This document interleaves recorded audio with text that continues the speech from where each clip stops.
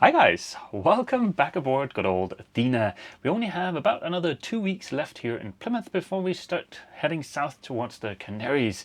But we still have a bunch of tasks left on the to-do list, so let's get to work. Here is the aforementioned to-do list, and today it is not supposed to rain, so let's go ahead and do the prep work for this task, track for Staysail. We used to have our Staysail on a boom, but we switched that out for a furler this winter.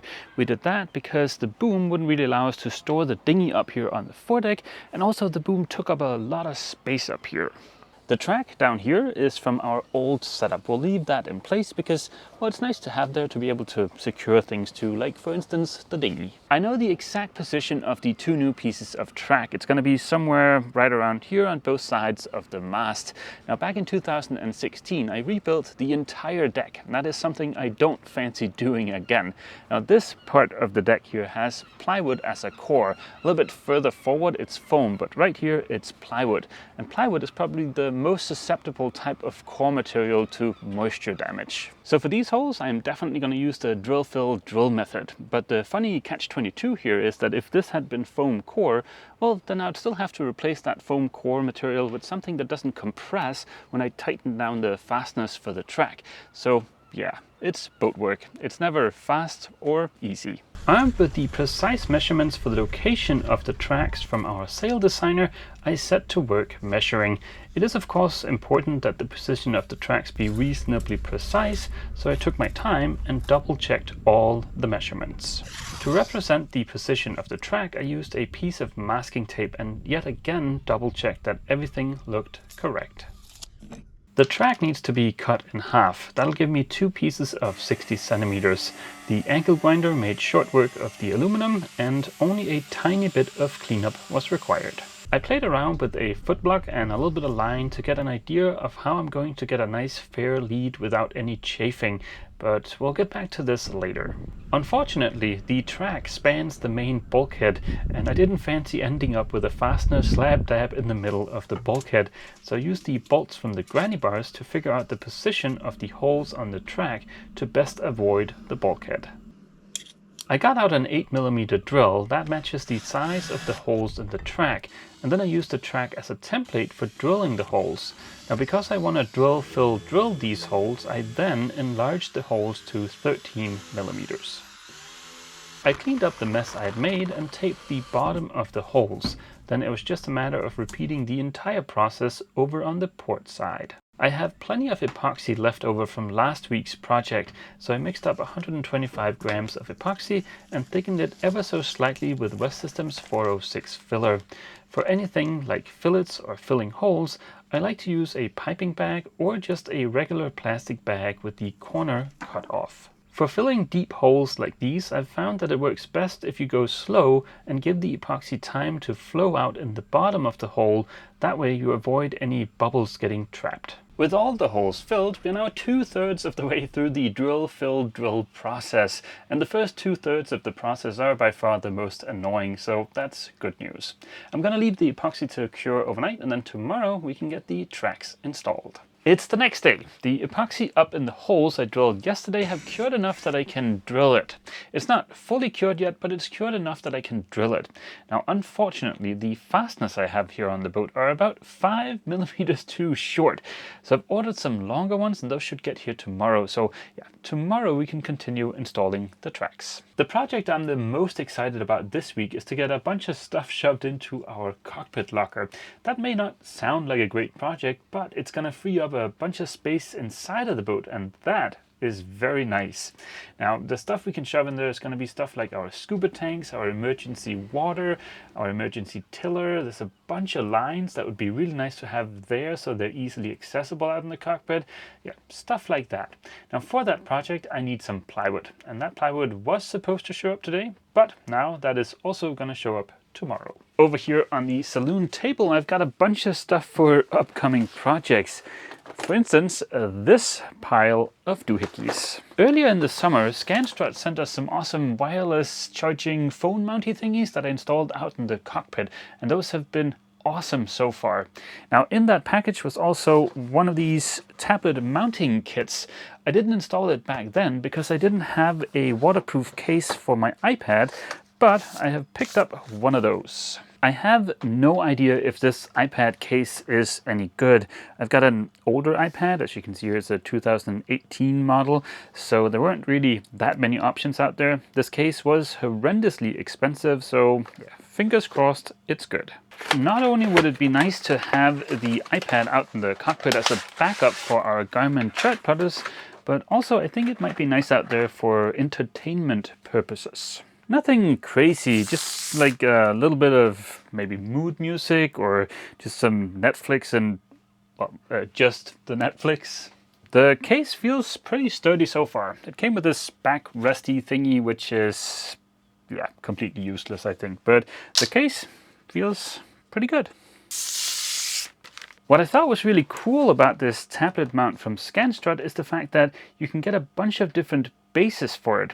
The kit here comes with a self-adhesive base, which we've got another one of those here, but there's also something like this rail mount base, which this one goes up to, well, it goes between 19 and 34 millimeters, and then there's also a suction cup, and they have a bunch of different types on their website. I feel like there might be something missing here. This square thing here goes on the back here. That's a square hole, square peg kind of a thing. But the only other stuff that was in the box was this. I feel like there should be a bigger washer here. Maybe that's not the case, but I'm sure I have something like this little guy I can use. I'm sure that's just me being a little bit paranoid. If we just imagine that the base here is stuck onto the table, this feels very sturdy. Here are the different types of mounts I've got. There's the adhesive one, then there's the rail one, which goes between 19 and 34 millimeters. Unfortunately, the grabby rady thing at our pedestal is 38 millimeters, so I won't be able to use that there. That would have been awesome, but I think you can do that on most boats. I think the most common size is 34 millimeters. And then last but not least, there's the suction cup doohickey. This I think we can use on the windows in our fiberglass Dodger. I think in Athena's case, the suction cup is super cool because it gives us the option of mounting the iPad anywhere on our fiberglass Dodger. That gives us a lot of flexibility, and we can easily move the iPad so that it's out of direct sunlight. I'll leave the suction cup attached to the window here, and then by the end of the video we'll see if it's still attached. Scanstrut offers two of these rail mount thingies. There's this one, the 19 to 34, and then the other one is for much bigger diameters. I think it starts at something like 60 millimeters, or yeah, something really big. Unfortunately, we just kind of fall in the gap where this one is too small and the other one is too big. I was thinking we could mount this little guy up on the grab rail for our spray hood. That is 25 millimeters, and it's got some leather on there, so it's a little bit bigger, but the mount comes with these different adapters. I think this will work, but I don't think it's going to be the long-term solution for mounting the iPad near the helm. It would be much better if I could find a stainless guy when we get to Portugal or Spain to modify this so we have a little pokey bit where we can mount the rail mount on. I haven't tightened this all the way because I'm pretty sure Ava would kill me if I wrecked the leather on here, but I do really like how the base snaps into the mount. That feels very secure. I'm not gonna stick the adhesive mounts anywhere yet because the tape that's on here is 3M's VHB tape. That stands for very high bond. And when that tape sticks to something, it really sticks. It gets used for like plenty of other stuff on boats. I know some acrylic port lights are actually secured by this tape. So yeah, I want to be absolutely sure where we want to be able to mount the iPad before I start placing any of these. It's going to be a lot more fun to have the iPad out in the cockpit if we can charge it out there. And fortunately, Scanstrut offers two different wired chargers. The Flip Pro is a brand new product. It is smaller in size than the Charge Plus, yet when the lid is closed on the Flip Pro, it is still waterproof. And on Athena's 24-volt system, the USB-C port on this thing will output 60 watts. That means not only can we charge the laptop super quick, we can also charge, for instance, our laptops out in the cockpit using this tiny little guy. And as you can hopefully see here, there is both USB-C and USB-A. The Charge Plus is a fair bit bigger, but the big upside to the Charge Plus is that once your cable is connected and this thing is closed, it is waterproof. So you can leave your cable in there even if there's a bit of rain, so that's kind of nice. With the Flip Pro, to plug anything in, you have to leave the lid open, and as you can see there's a little seal in there, and once the lid is open it's no longer waterproof. Both of these use the traditional 28 or 29 millimeter hole that's commonly seen on this type of accessory, so any kind of old USB outlet or a cigarette plug thingy, you should be able to swap them out for a new one really easily. In Athena's case, we're not going to be switching anything out, so it's time to get out the trusty hole saw. Out in the cockpit, I carefully considered different mounting options, and after having drilled a tiny pilot hole, I took a few measurements to make sure that we can easily mirror the position of the charger over on Ava's side of the cockpit. I cleaned up the itchy fiberglass confetti and crimped spade connectors onto a 2-core 1.5 square millimeter cable. To seal around the cable, I'm going to use yet another one of these little cable seal glands. They are quick and easy to install and seem to do a great job of sealing. Then it was just a matter of getting the cable routed to the distribution panel and getting it connected to one of our 15 amp breakers. I then repeated the entire process for the Charge Plus to give us a USB charger closer to the helm. Now we have 2 chargers out here in the cockpit. Now, up until now, if we wanted to use our MacBooks out here in the cockpit and charge them, then we had to bust out an extension cord. But we no longer have to do that. We can now charge them directly from the Flip Pro. I would love to demonstrate that, but unfortunately the screen on my much beloved 2016 MacBook Pro has died, and this thing has some other issues, so it's not worth it to get a new screen in there. But once I get a new shiny MacBook, this will be awesome. The long-awaited fasteners for the tracks arrived, so I drilled all the holes and then used a countersink bit on the holes. This is best practice when bedding hardware with butyl tape. I applied a little rolled up piece of butyl to each fastener on the underside of the track. I did not seal around the heads of the fasteners to avoid the track getting sticky. The bottom butyl will do a good job of sealing on its own. Then it was just a matter of smushing the track in place and tightening the fasteners. I want to attempt to reuse our existing Lumar 16 self-tailing winches for the Staysail. That requires moving one of them to the starboard side of the cockpit. Last night I got the holes from the old winch here filled with thickened epoxy. Now it doesn't look great, but it's always been the plan to cover the cockpit coaming here with some kind of non-skid, because we do step on the surface whenever going in and out of the cockpit, and that will cover up the holes. I think I figured out how to get the sheet led back to the winch. So here the sail is represented by the granny bars. So from there to the car on the track, to this swivelly block, down to this foot block thingy here mounted on the cockpit coaming, and then up to the winch. The foot blocky thingy is necessary because otherwise the line is going to be chafing on our spray hood, but I think this is going to work out great. The Lumar 16 winches, they are maybe a little bit small in the drum size for this. I talked to a rigger, he said in terms of working load it's going to be perfectly fine, so it's just a matter of convenience. And yeah, winches are hella expensive, so unless some kind of winch manufacturer comes a-knocking, then I think we're just going to give it a go with the Lumar 16s. I've got some fasteners arriving later today for the winch we're going to be installing on the starboard side, and also for those blocks on the side of the cockpit coaming. But meanwhile, the plywood has finally arrived. When doing smaller projects like this on the boat, it is super convenient to be able to buy just a little piece of a full sheet of plywood.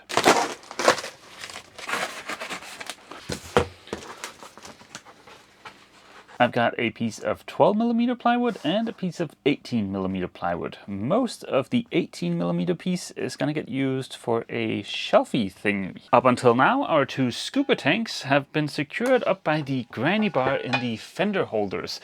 but it's very crowded up there with the fenders and the scuba tank. So if I get these tanks and 2 fenders into the cockpit locker, we'll have a lot more room around the mast. So I figured it would be well worth it to spend a bit of time building some kind of little shelf thing, a mounty holdy thing for these, where they get strapped in and are nice and secure. These are steel tanks, and when they're full, they're a little bit heavy. I mean, they're not like super heavy.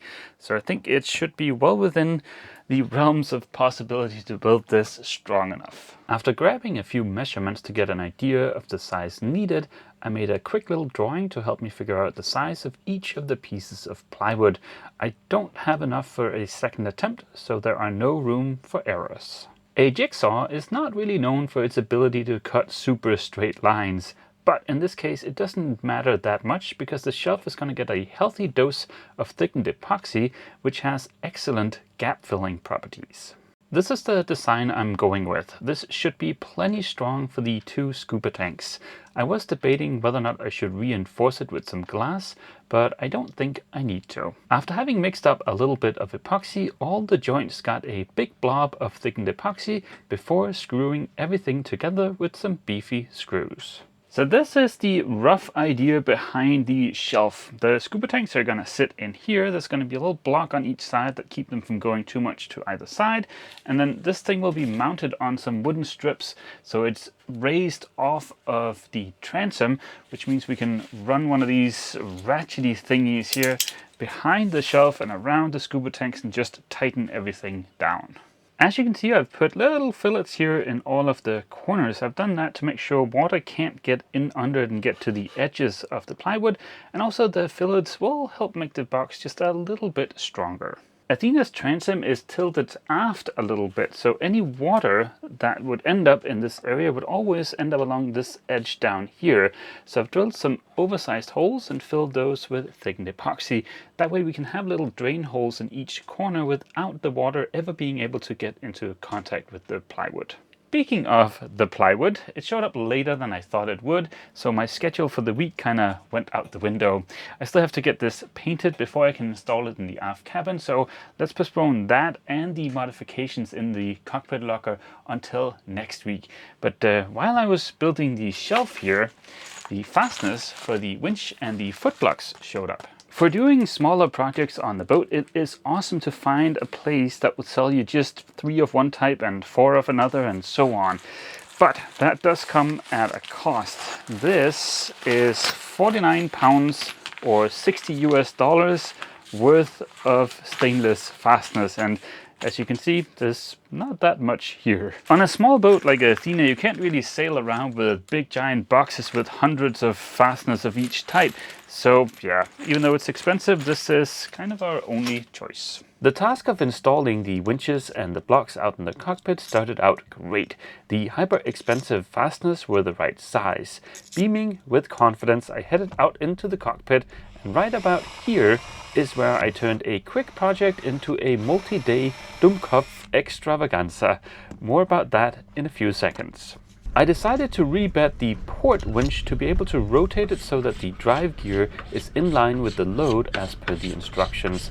I applied Sikaflex to both winches and smushed them in place. Easy peasy. What was not so easy was getting to the nuts on the inside of the boat. I have fairly long arms, which helped, but it was far from comfortable.